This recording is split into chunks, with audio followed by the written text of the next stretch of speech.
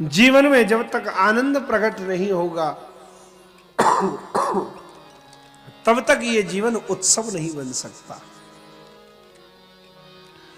जीवन को उत्सव बनाना है तो इस मनुष्य जीवन में आनंद को प्रकट करना होगा, और आनंद तब प्रकट होगा जब हम अपने जीवन को नंद और यशोदा के जैसा बना लेंगे।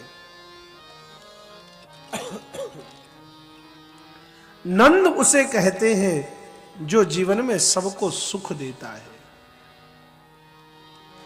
यशोदा उसको कहते हैं जो दूसरों को सदा यश देती है।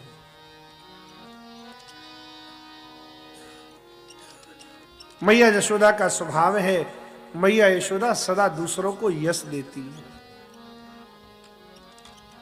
मैया यशोदा से जब सब गोपी ग्वाल वालों ने आकर के कहा, अरे मैया बधाइए बधाइए तो को तेरे यहाँ लाला भयो है, माँ यशोदा कहने लगी, अरे गोपियों या में मेरो कहाँ है, ये सब तो तुम ब्रजवासिनी की कृपा को फल है। तुमने तुम्हारे बाबा नंद के यहाँ, तुम्हारी मैया जसोदा के यहाँ लाला को जन्म हुए, यालिए बरसन तक एकादशी को व्रत कियो है।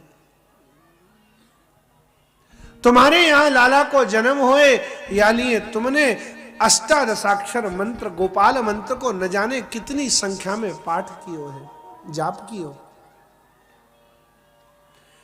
ये सब तो तुम्हारी कृपा सु भयो है, ये सब तो केवल तुम्हारे आशीर्वादन सु भयो है, या में मेरो कछु नहीं है अपनो। अरे ब्रज गोपी जन, जितना अधिकार इस लाला पे मेरा नहीं है, उससे कहीं अधिक अधिकार इस लाला पर तुम्हारा है। ये तुम्हारा ही लाला समझो। जीवन में हो सके तो दूसरों को यश देना सीखो। हमारे शास्त्रों ने कहा, बोलने में क्या दरिद्रता करना, बचने का दरिद्रता। वाणी से बोलने में तो कोई धन भी खर्च नहीं होता, पास से कुछ जाता भी नहीं है। यदि तुम्हारे दो अच्छे शब्द कहने से किसी व्यक्ति की अंतर आत्मा को सुख की अनुभूति होती है, उसे प्रसन्नता होती है, तो बोलने में तुम्हारा क्या जाता है। सदा दूसरों को कथा सुनने के बाद यश देना सीखो। जो दूसरों को सुख देता है, जो दूसरों को यश देता है, उसकी गोद में खिलने की इच्छा जगत के पिता भगवान श्री कृष्ण भी रखते हैं। धूमधाम से नंदोत्सव मनाया गया। जब से भगवान श्री कृष्ण ब्रज में पधारे हैं, तब से लक्ष्मी वैकुंठ को छोड़कर ब्रज की गलियों में आकर के आश्रय लेकर के निवास करके रहने लगी है।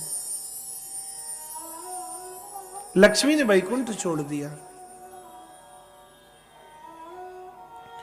श्री सुखदेव जी महाराज कहते हैं, राजन ततो आरभ्य नंदस्य ब्रजः सर्व समृद्धिमान हरेः निवासात्म गुणै रमा क्रीड मभुनृप।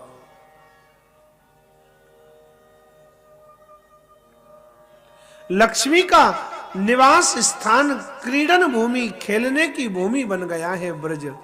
चारों ओर संपत्ति बिखर रही है, लक्ष्मी नाच रही है।